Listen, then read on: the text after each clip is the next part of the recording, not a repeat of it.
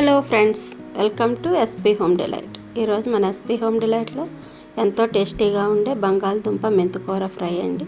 దానికోసం ముందుగా స్టవ్ పై ప్యాన్ పెట్టుకుని ఆయిల్ వేడయ్యాక అందులో కొంచెం జీలకర్ర, ఎండుమిర్చి, కొంచెం కరివేపాకు వేసుకుని కొంచెం ఇవి ఫ్రై అవుతున్నప్పుడు సన్నగా కట్ చేసుకుని ఒక పెద్ద ఉల్లిపాయను కూడా వేసుకుని మూత పెట్టి మగ్గించుకోవాలి. ఇలా మధ్య మధ్యలో కలుపుకుంటూ ఉల్లిపాయలు బాగా మగ్గాలండి.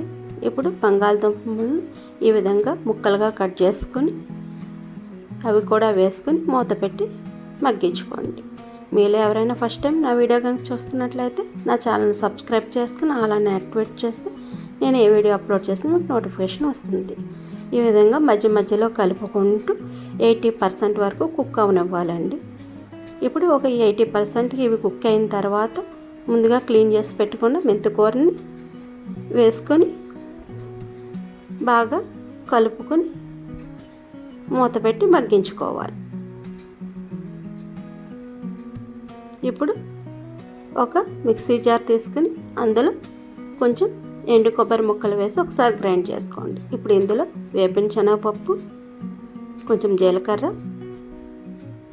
కారం, అలాగే రుచికి సరిపడా సాల్ట్ కూడా వేసుకొని గ్రైండ్ చేసుకోవాలి. ఈ విధంగా పౌడర్ చేసుకొని పక్కన పెట్టుకోండి.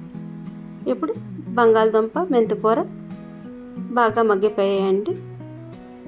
వీటిని ఒకసారి బాగా కలుపుకొని ఇందులో కొంచెం పసుపు, కారం, అలాగే రుచికి సరిపడా సాల్ట్ కూడా వేసుకొని ముందుగా గ్రైండ్ చేసి పెట్టుకున్న పప్పుల పొడి కూడా 2 స్పూన్స్ వేసుకోవాలండి. ఈ పొడి వేయటం వల్ల ఈ కర్రీ చాలా టేస్టీగా ఉంటుంది.